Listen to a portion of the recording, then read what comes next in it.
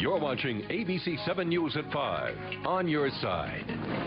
WJLA-TV yesterday filed a police brutality complaint with the Internal Affairs Division of the Prince George's County Police Department on behalf of one of our own, ABC 7 News I-Team reporter Andrea McCarran. Andrea was injured during a police stop in the county last month while she was investigating a story. And Gordon Peterson joins us now to describe what happened. Gordon?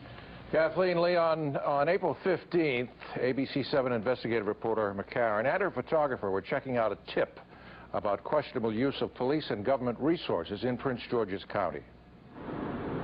They were following a county government car driven by a police officer who appears to be a full-time driver for the county's chief administrative officer. McCarran was driving. Photographer Pete Hakel was in the back seat. Suddenly, they heard the wail of police sirens and saw flashing police lights.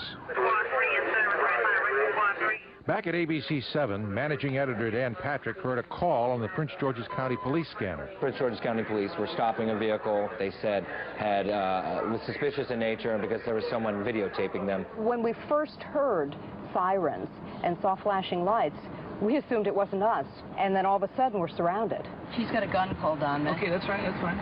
At gunpoint, McCarran did as she was told. Face the front, ma'am. Now 1 second, stand by point. With her hands up, she walked backwards to the sound of the officer's voice. Moments later, a police officer roughly pulled her arms behind her back. Did you tell him at any time he was hurting you? I didn't say a thing, because as far as I knew, there were still guns trained on me. But she was injured. My shoulder felt like it was on fire. McCarran's shoulder was wrenched from its socket. She may have to have surgery. Drop the camera and appear. Yes, sir. Meanwhile, our photographer had problems of his own. At least 3 officers had their weapons trained on him. Just keep backing up towards the sound of my voice. Just keep on. I'm a backing. Eventually, the police determined that this 5'4" 115-pound mother of 3 was not a threat, and they released her without a charge. But before she left, reporter McCarran had a question. You got pulled over because the citizen that you following.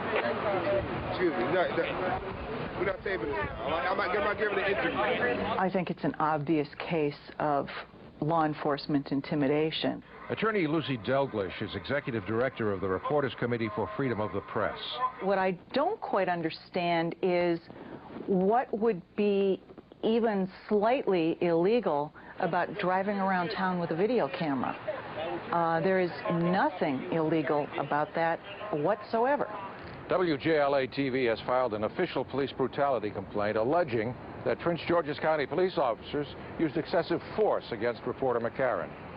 The complaint further alleges that the police officers may have known that McCarran was a journalist on assignment. If so, what we have here is a serious case of news media intimidation.